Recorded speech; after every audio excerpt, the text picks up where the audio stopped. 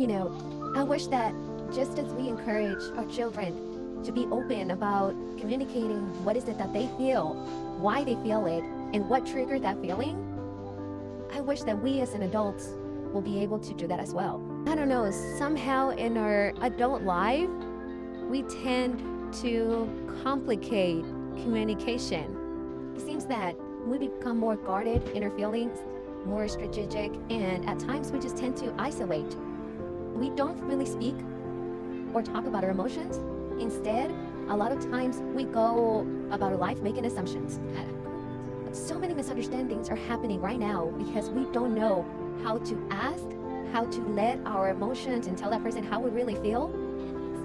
And we just start creating assumptions in our mind that some of those assumptions can be lies. Another thing that comes with that is accepting. Accepting the answer. Once you speak about your emotion and your feelings and you talk about it, we have to be able to accept what comes with that constructive criticism. But why are we so easy to shut down that communication? To give that communication and to receive it? Is it that our ego gets the best of us? Or is it that we are afraid of changing who we are? A lot of the times when we are open to receiving that answer, that constructive criticism, and it might not even be constructive criticism, or it might be just that's how the person really feel about us, and we have to accept it, and that is their truth.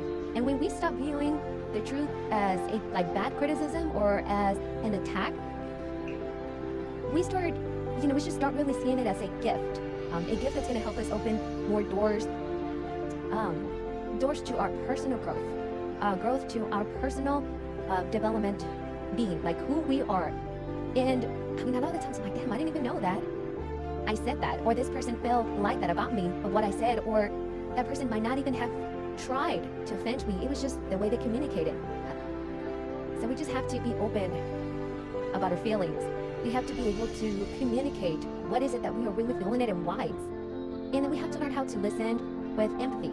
Don't take everything as an attack. And when we start to open our heart and start listening with empathy and be open to grow as a human being, that's how we find our true long-lasting relationships.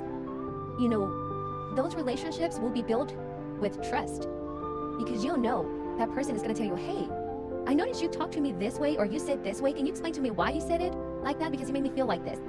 But we have a hard time doing that. Why? What is it that we're afraid of? The other person or ourselves?